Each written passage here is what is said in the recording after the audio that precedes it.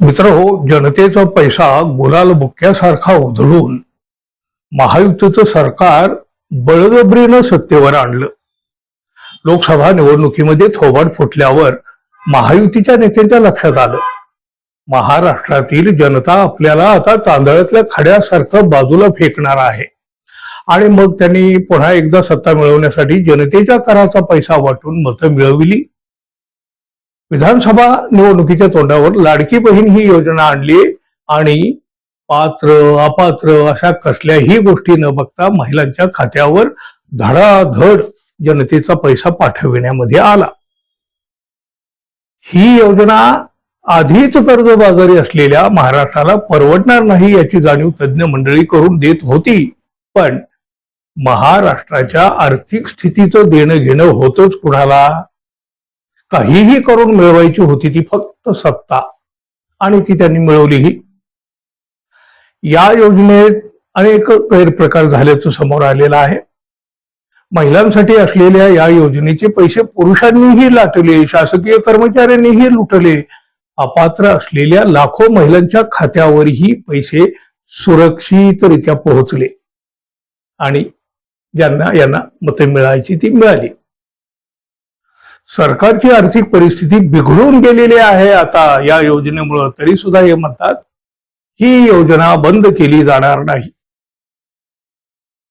या योजनेमध्ये मोठा आर्थिक घोटाळा झालेला आहे असा आरोप विरोधक सातत्यानं करीत आलेले आहेत.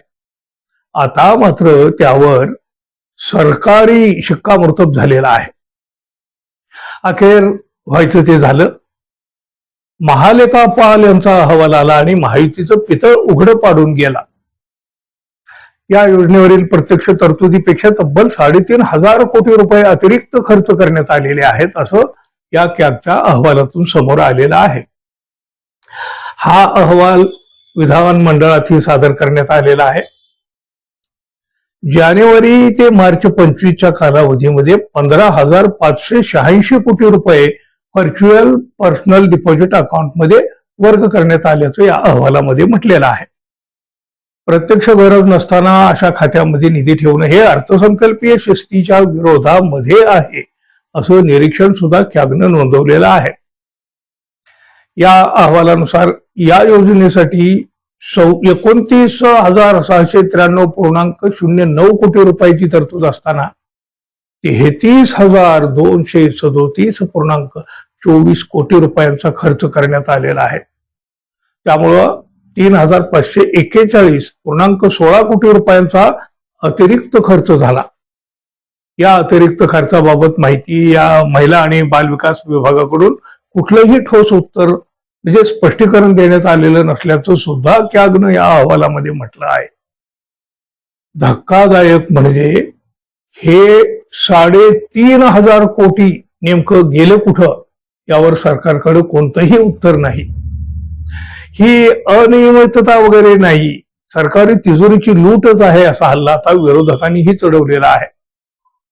राज्य सरकारनं लाडकी बहीण योजनेतील 92 लाख बहिणींना या लाडक्या बहिणींना अपात्र ठरवलं, त्यांची ओवाळणी बंद केली.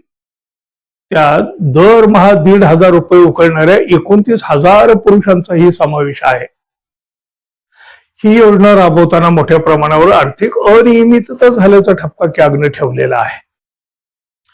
2024 ते 2024-25च्या आर्थिक वर्षामध्ये तरतुदीपेक्षा सुद्धा अधिक खर्च करण्यात आलेला आहे.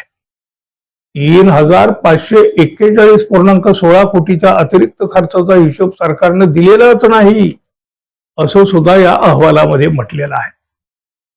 जानेवारी ते मार्च 25च्या दरम्यान सरकारनं या योजनेच्या नावाखाली 15,586 कोटी रुपये काढले, मात्र त्याचा वापर करण्याऐवजी व्हर्च्युअल पर्सनल डिपॉझिट अकाउंटमध्ये वर्ग करण्यात आले. तातडीची गरज नसताना सरकारच्या तिजोरीमधून निधी काढणं आणि तो व्हीपीडीएस मध्ये ठेवणं ही आर्थिक बेशिस्त आहे. ही बाब अर्थसंकल्पीय शिस्त आणि आर्थिक सुव्यवस्थेच्या तत्वाच्याही विरोधात आहेच. शिवाय यामुळं सार्वजनिक वित्त व्यवस्थेवरील विधिमंडळाचं नियंत्रण आणि अधिकारांचं संकोच करणारी आहे असा ठपका कॅगनं ठेवलेला आहे. राजकीय विरोधकांनी नाही एका सरकारच्या म्हणजे महालेखापालानं कॅगनं हे सगळं म्हटलेलं आहे हे लक्षात घेतलं पाहिजे. त्यामुळं महायुतीच्या नेत्यांचा राजकीय खेळ त्यांच्यावरच उलटला असल्याचं दिसून आलं. यांना सत्ता मिळाली हो, पण जनतेच्या वाया गेलेल्या पैशाचं काय, कोण उत्तर देणार? सरकारकडे तर याचं ठोस उत्तर नाही. अहवालानं मात्र हे सगळं पितळ उघडं पाडलं.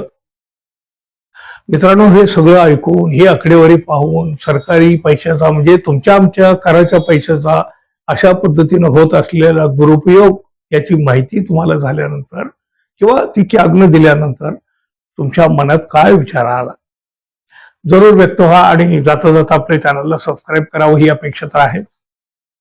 धन्यवाद. पुन्हा भेटू. नमस्कार.